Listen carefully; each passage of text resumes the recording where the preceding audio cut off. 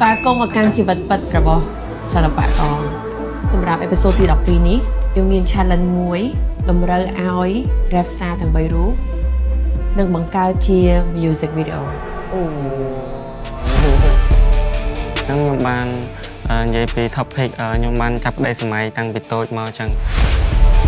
ខ្ញុំជាក្មេងរងចាក់ធ្វើការបដានិងរ៉េបបដាខ្ញុំមកខ្វល់ពីណាគេមើលមកខ្ញុំមិនទេវាគឺជាការចងក្រងនៃជីវិតរបស់ខ្ញុំផ្ទាល់នៅក្នុងវិស័យ rap មួយនេះនៅមានម្នាក់ទៀតដែលជា special guest សម្រាប់ថ្ងៃនេះក៏យើងមានវត្តមានគាត់មកដូចគ្នាដែរ The Next Level Rap Star វគ្គការត្រៀមលក្ខណៈជាសិល្បករអាជីពផ្សាយជូនទស្សនារៀងរាល់ថ្ងៃសុក្រវេលាម៉ោង 8 យប់ដល់ម៉ោង 10 យប់លើកញ្ចក់ទូរទស្សន៍បាយ័ននិងគេហទំព័រ Facebook ផ្លូវការ The Next Level Rap Star The Next Level Rap Star ឧបត្ថម្ភធំដោយ Tiger Beer